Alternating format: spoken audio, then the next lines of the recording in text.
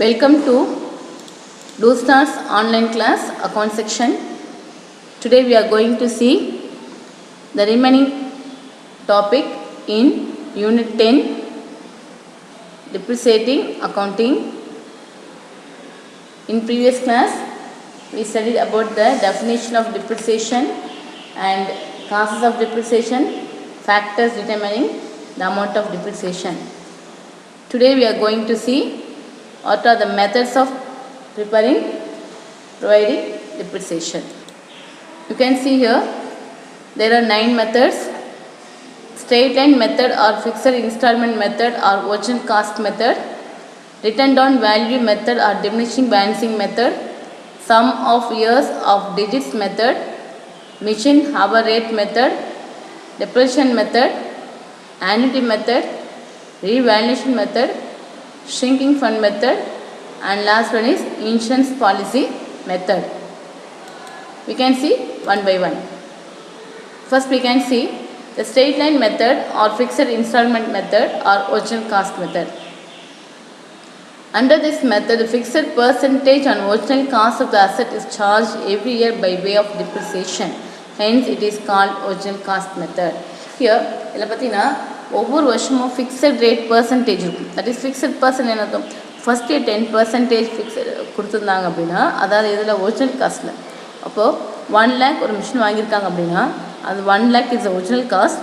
அந்த 1 lakhக்கு 10% depreciate provide பண்ணாங்க அப்படின்னா த 10% is provide for every year. எல்லா வருஷமும் 10%, தட் இஸ் 10,000 rupees. அந்த 10,000 rupees என்ன பண்ணிட்டு இருப்பாங்க, எல்லா வருஷமும் அந்த 10,000 தான் வந்து டிப்ரிசியேஷன் ப்ரொவைட் பண்ணியிருப்பாங்க.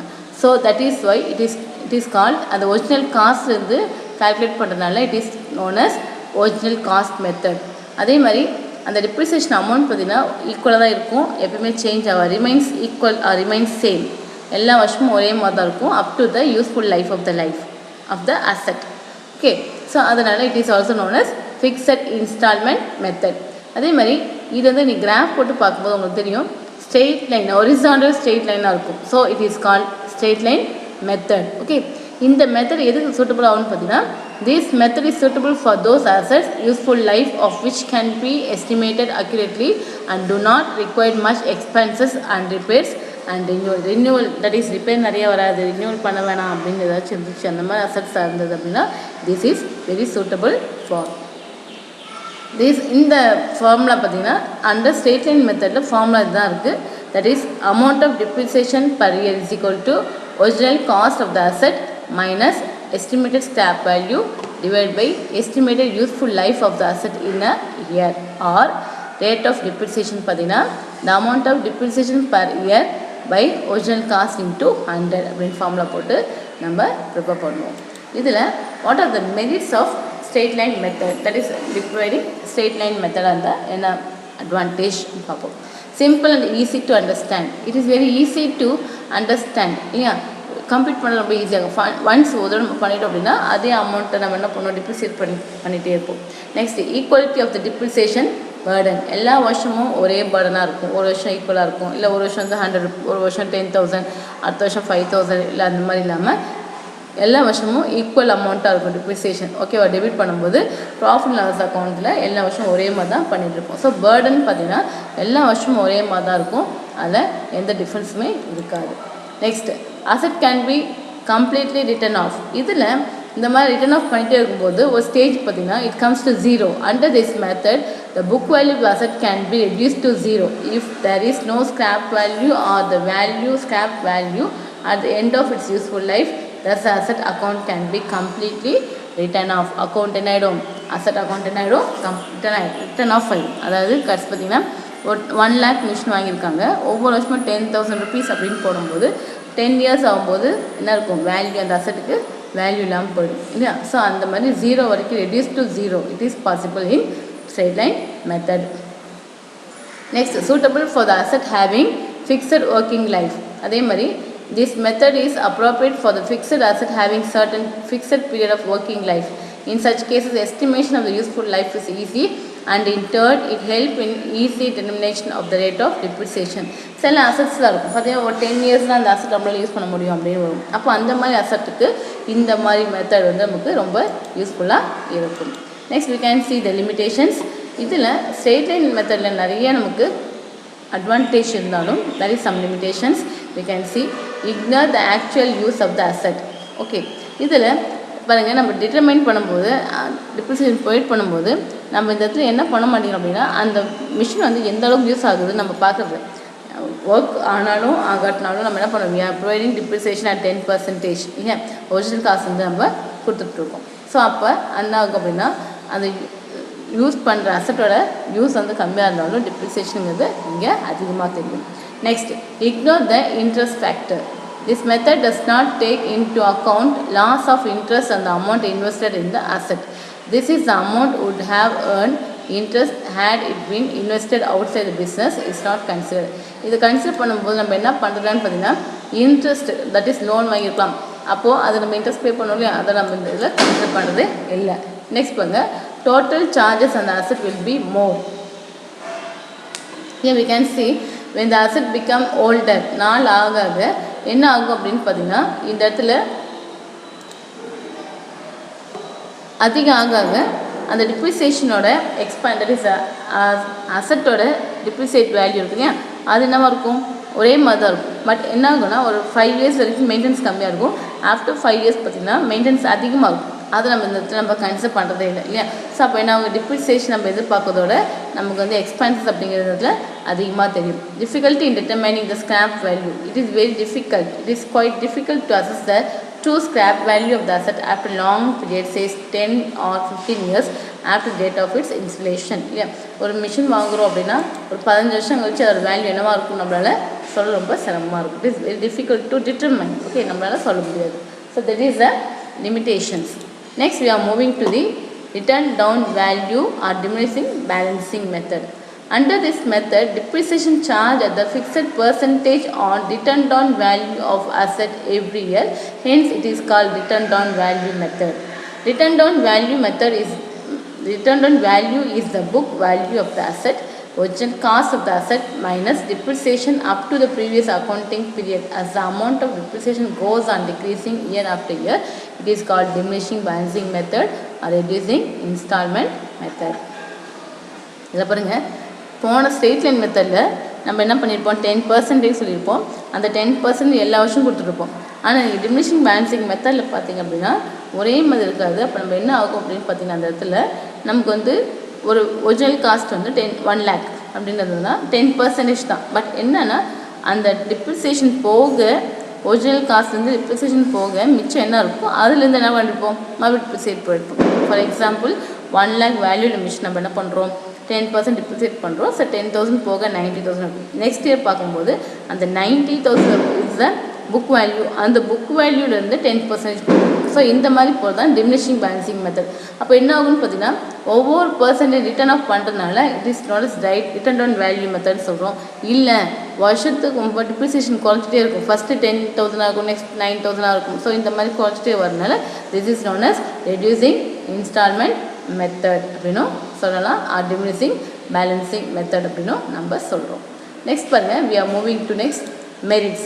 What is the merits of this method? Equal charge against income. In the initial year, depreciation is higher and the repair charges are low. இல்லையா, இப்போ புது மிஷின் வாங்கும்போது ஸ்டார்டிங்கில் டிப்ரிசியேஷன் குறவாக இருக்கும். அதே மாதிரி பார்த்தீங்கன்னா ரிப்பேர் வந்து ரொம்ப கம்மியாக இருக்கும். when the asset become older, the amount of depreciation charge is less but repair charge is high.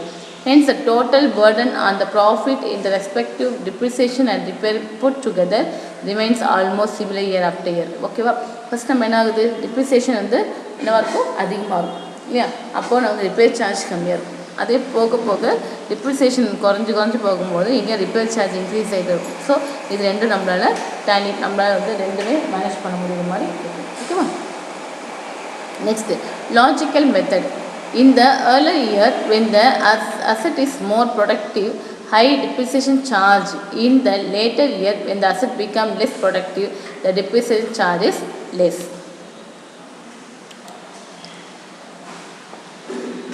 So we can see the logical method.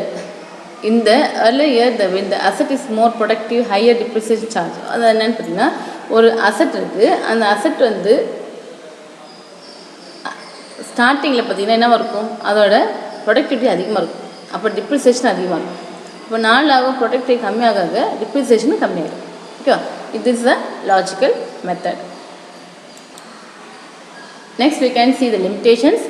Asset cannot be completely written off. In this method பார்த்தீங்கன்னா எப்படி நம்ம straight line மெத்தடில் ஒரு கொஞ்ச நாள் ஆனவுடனே asset வந்து value ஃபுல்லுமே கம்ப்ளீட்டாக ரிட்டர்ன் டவுன் பண்ணிடுவோம் இல்லையா, ஜீரோ வந்துடும், value of the asset become zero. But இங்கே என்னான்னு பார்த்தீங்கன்னா அந்த மாதிரி கம்ப்ளீட்லி ஜீரோ ஆகாது, அதனால் போயிட்டே இருக்கும், கொஞ்சம் சும்மா அமௌண்ட் மட்டும் ரெடியூஸ் ஆகிட்டே இருக்கும். ஓகே, நெக்ஸ்ட் பாருங்க, இக்னோர் த இன்ட்ரெஸ்ட் ஃபேக்டர்.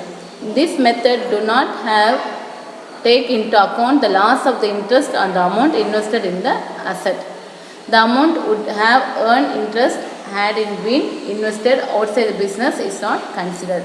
அதாவது நம்ம வெளில இன்வெஸ்ட் பண்ணியிருப்போம் இல்லையா, இந்த ஃபேக்டர்ஸ் நம்ம அதை கன்சிடர் பண்ணுறது இல்லாமல் இருக்கும். ஓகேவா, நம்ம அசெட் என்ன பண்ணியிருப்போம், அமௌண்ட் வந்து இன்வெஸ்ட் பண்ணியிருப்போம், அந்த அசெட்டோட அமௌண்ட்டை அது வந்து இன்ட்ரெஸ்ட் வந்து நம்ம இங்கே நம்ம கன்சிடர் பண்ணுறதே இல்லை எப்பயுமே. நெக்ஸ்ட் பாருங்கள், difficulty in determining the rate of depreciation. So இந்த இடத்துல அப்படின்னா it is in this method the rate of depreciation cannot be easily determined. இந்த rate of depreciation determine பண்ணுறது ரொம்ப சிரமமாக இருக்கும். ஏன் அப்படின்னா இந்த அசெட் வந்து ஜீரோ வரைக்கும் என்ன ஆகிட்டு இருக்கும், போயிட்டே இருக்கும் இல்லையா. அப்போது இந்த ரேட் ஆஃப் இன்ட்ரெஸ்ட் அப்படிங்கிறது லாங் டைம் ப்ராசஸ் ஆகிட்டு இருக்கும்போது நம்மளால் ஸ்கிராப் வேல்யூ என்னவாக இருக்கும் அப்படிங்கிறது நம்மளால் அசஸ் பண்ணுறது முடியாமல் இருக்கும். Next, ignore the actual use of the asset. இன்னொன்று பார்த்தீங்கன்னா அந்த அசெட் வந்து நம்ம எப்படி யூட்டிலைஸ் பண்ணுறோம் அப்படிங்கிறது நமக்கு இங்கே தெரியாது.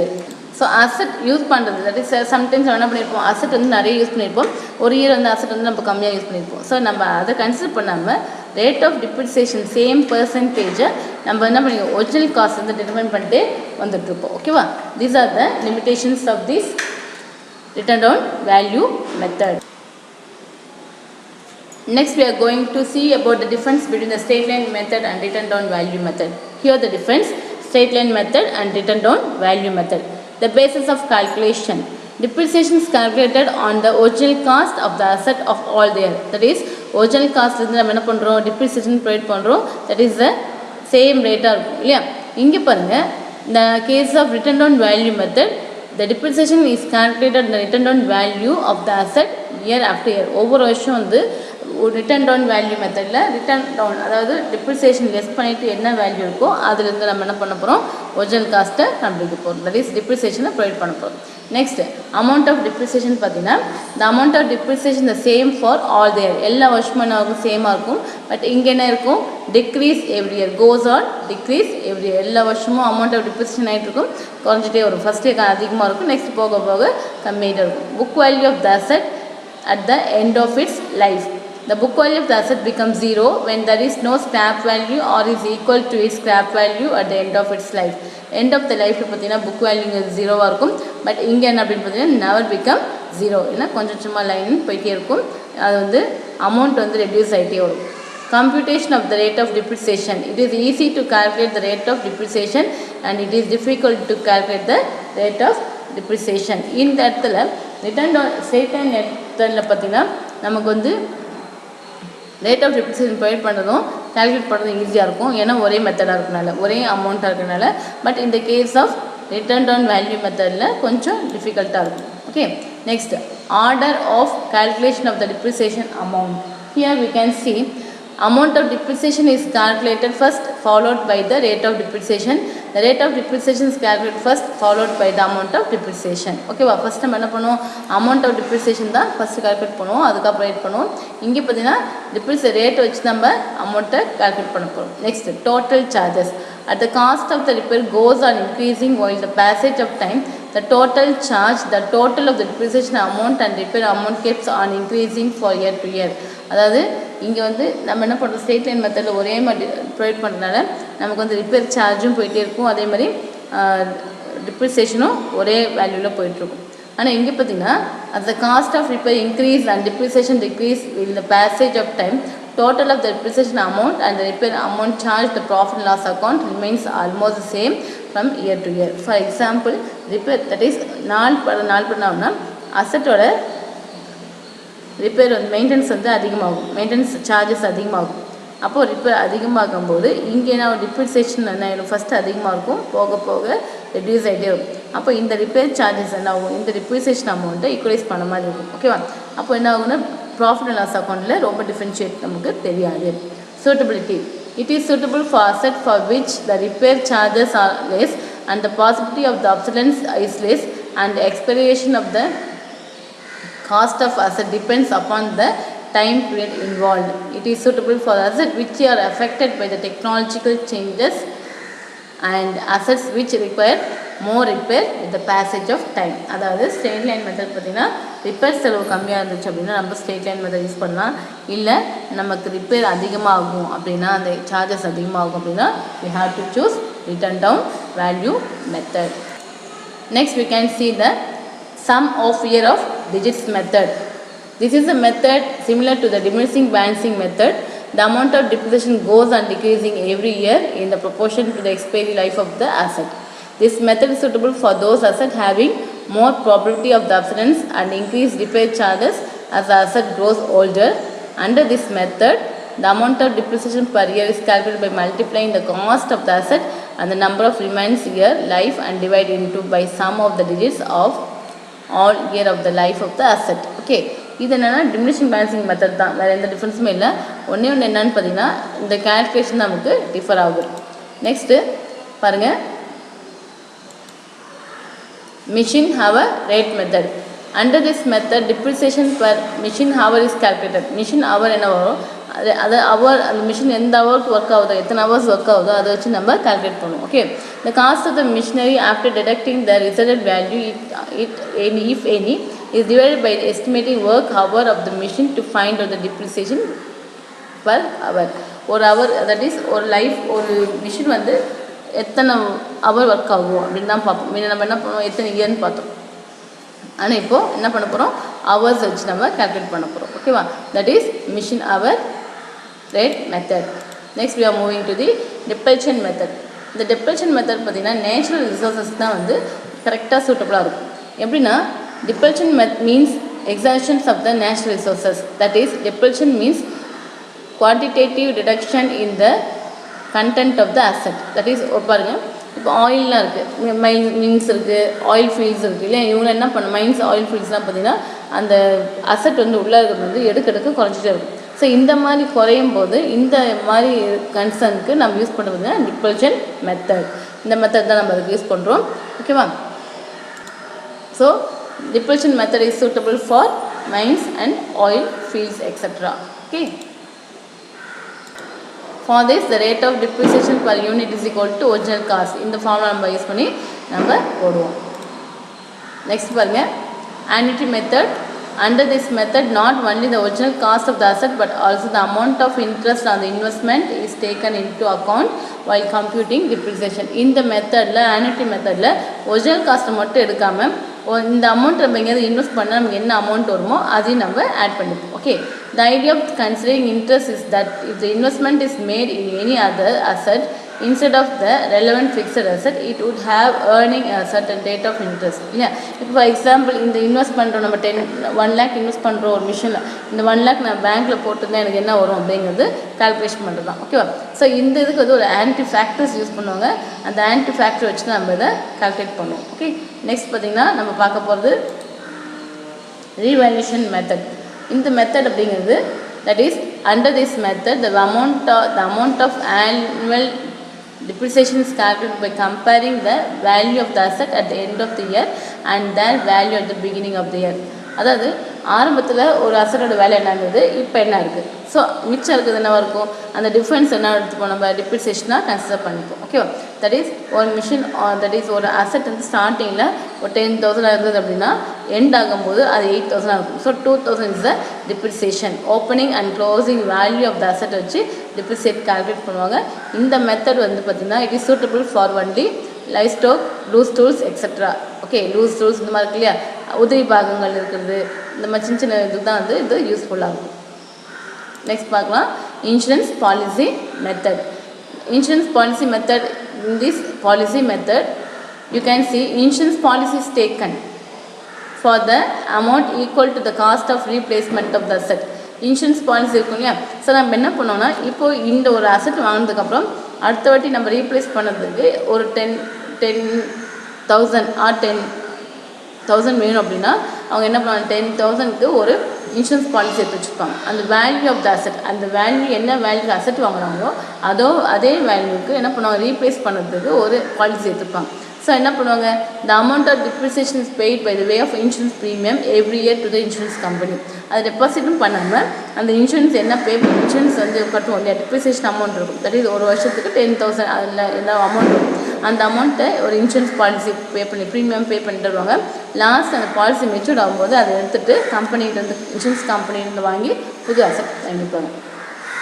Purchase of new asset. ஓகேவா, அந்த அமௌண்ட் எதுக்கு யூஸ் பண்ணுவாங்க, புது அசட் வாங்கிறதுக்காக யூஸ் பண்ணுவாங்க. இதுதான் வந்து இன்சூரன்ஸ் பாலிசி மெத்தட் அப்படின்னு சொல்லுவோம். இது வந்து ரொம்ப நல்லாயிருக்கும். என்ன அப்படின்னா ஒரு அசட் வந்து வாங்கும்போது ஒரு 10 crores வாங்குறாங்க அப்படின்னா அந்த 10 crores அதுக்கு என்ன வந்து ஏதோ ஒரு பாலிசி எடுத்துருப்பாங்க. ஸோ அந்த டிப்ரிசியேஷன் இருக்கும் இல்லையா, அந்த டிப்ரிசியேஷனுக்கு அமௌண்ட் என்ன பண்ணுவாங்க, இன்சூரன்ஸ் பாலிசியோட ப்ரீமியமாக கட்டிகிட்டே வருவாங்க. கட்டிட்டு வரும்போது லாஸ்ட்டாக வரும்போது அந்த அமௌண்ட் மெச்சூர்ட் ஆகும்போது, அந்த பாலிசி மெச்சூர்ட் ஆகும்போது அந்த அமௌண்ட் எடுத்து என்ன பண்ணுவாங்க, they will buy a new machine. Okay, இதுதான் அதோடது. நெக்ஸ்ட் பாருங்கள், மெத்தட்ஸ் ஆஃப் ரெக்கார்டிங் டிப்ரிசியேஷன். ஒன்று, தேர் ஆர் 2 methods. ஒன்று வந்து charging depreciation to asset account and இன்னொன்று வந்து charging depreciation to provision of the depreciation account. இந்த 2 மெத்தட்லையும் நம்ம வந்து ரெக்கார்ட் பண்ணலாம். இப்போ நம்ம பண்ண போகிறது பார்த்திங்கன்னா charging depreciation to the asset account. You can see under this method at the end of every accounting period the amount of depreciation charge is debited to the depreciation account and the amount of depreciation is credited to the asset account. Hence the asset appear in the balance sheet and its depreciated value, depreciation being revenue charge, it is transferred to the profit and loss account. ஓகேவா, நம்ம என்ன பண்ணுவோம்னா இந்த depreciation அப்படிங்கிற expense இல்லையா, so நம்ம என்ன பண்ணுவோம், இது ப்ராஃபிட் லாஸ் அக்கௌண்ட் ட்ரான்ஸ்ஃபர் பண்ணிவிடும். ஓகேவா, நெக்ஸ்ட் பாருங்கள், that is calculation of profit and loss of the sale of asset. ஒரு அசட் இருக்குது, ஒரு அசட் வாங்கினதுக்கப்புறம் விற்போம் இல்லையா, விற்கும் போது அது ப்ராஃபிட் ஆர் லாஸ், ஒன்று ப்ராஃபிட்டாக இருக்கும் இல்லைன்னா லாஸாக இருக்கும். அது எப்படி கால்குலேட் பண்ணணும்னு பார்ப்போம். அதாவது sometimes the business may sell an asset. In that case the profit or loss on sale is to be calculated and accounted the books. To find the profit or loss of the asset, the book value of the asset on the date of sale and the sale price ought to be compared. இல்லையா, book value அப்படிங்கிறது புக்கில் இருக்க ஒரு value. புக்கில் நம்ம வந்து அந்த அசட்டோட value கொடுத்துருப்போம் இல்லையா, அது புக் வேல்யூ. அதே சேல்ஸ் வேல்யூ அப்படிங்கிறது நம்ம விற்கிற வேலை. Book value of the asset on the date of the sale is calculated by subtracting the total depreciation provided on the asset from the date of the purchase or construction to the date of the sale for the original cost of the asset. ஓகேவா, இப்போது ஒரு asset இருக்குது, அதோட book value for example ஒரு 1 lakh ஒரு asset வாங்கியிருக்காங்க. ஒரு 5 yearsக்கு அப்புறம் பார்த்திங்கன்னா புக் வேல்யூ கண்டிப்பாக வேறையாக இருக்கும். ஏன்னா நம்ம என்ன பண்ணியிருப்போம், டிப்ரிசியேட் பண்ணியிருப்போம் இல்லையா, டிப்ரிசியேட் பண்ணி மைனஸ் பண்ணி தான் நம்ம என்ன பண்ணியிருப்போம், வேல்யூ காமிச்சிருப்போம். அந்த புக் வேல்யூக்கும் சேல்ஸ் வேல்யூக்கும் என்ன டிஃபர் இருக்கோ அதுதான் நம்ம ப்ராஃபிட்டாக லாஸ் அப்படின்னு பார்ப்போம். If the sale price is more than the book value of the asset, the difference is profit. அதாவது செல்லிங் ப்ரைஸ் அதிகமாக இருந்தால் அது ப்ராஃபிட்டாக இருக்கும், புக் வேல்யூ அதிகமாக இருந்தால் அது லாஸாக இருக்கும். ஓகே, நெக்ஸ்ட் பாருங்கள், நம்ம செய்ய வேண்டியது இந்த ஒரு டிப்ரிசியேஷன் டிரான்சாக்ஷன் பார்த்திங்கன்னா ஒரு அசட் பர்ச்சேஸ் பண்ணும்போது என்ன பண்ணுவோம், ஃபார் எக்ஸாம்பிள் பர்ச்சேஸ் ஆஃப் ஃபர்னிச்சர்னு படிச்சிருக்கோம் இல்லையா. அப்போ பர்ச்சேஸ் ஆஃப் ஃபர்னிச்சர்னு போகும்போது நம்ம என்ன பண்ணியிருக்கோம், ஃபர்னிச்சர் அக்கௌண்ட் டேட்டட் டு கேஷ்னு படிச்சிருக்கோம். இப்போது நம்ம எல்லாமே பேங்க் டிரான்சாக்ஷன்ஸ் பண்ணனால இப்போ நம்ம இங்கே பேங்க்குன்னு போட போகிறோம். அப்போ பார்த்திங்கன்னா ஒரு அசட் பர்ச்சேஸ் பண்ணும்போது அதுக்கு என்ட்ரி என்னென்னு பார்த்தீங்கன்னா asset account dated to bank account. Next depreciate provide பண்ணுறோம், ஒவ்வொரு வருஷமும் டிப்ரிசியேட் ப்ரொவைட் பண்ணும்போது டிப்ரிசியேஷன் அக்கௌண்ட் டேட்டட் டு அசட்னு எழுதுவோம். ஓகேவா, ஸோ இந்த டிப்ரிசியேஷன் அக்கௌண்ட் க்ளோஸ் பண்ணுவோம் இல்லையா, எங்கே போய் க்ளோஸ் பண்ணுவோம், ப்ராஃபிட் அண்ட் லாஸ் அக்கௌண்ட்டில் க்ளோஸ் பண்ணுவோம். ஸோ இது எங்கே கொண்டு போய் போடுவோம், லாஸ்ட்டாக ப்ராஃபிட் அண்ட் லாஸ் அக்கௌண்ட்டில் கொண்டு போய் டிப்ரிசியேஷனை நம்ம ப்ரொவைட் பண்ணுவோம், அந்த இடத்துல ட்ரான்ஸ்ஃபர் பண்ணி க்ளோஸ் பண்ணுவோம். So profit and loss account dated to depreciation account அப்படின்னு எழுதுவோம். நெக்ஸ்ட்டு ஒரு அசட் விற்போம் இல்லையா, சேல் ஆஃப் அசட்னு வரும்போது that is bank account dated profit and loss account dated to assets. ஓகேவா, சேல் ஆக்கும்போது பேங்க்குக்கும் அசட்டும் இருக்கும். ஓகேவா, இதுதான் வந்து இதோட ஜேர்னல். இந்த ஜேர்னல் வச்சு நம்ம சம் எல்லாமே போட போகிறோம். Next we are going to do the exercise. Thank you friends.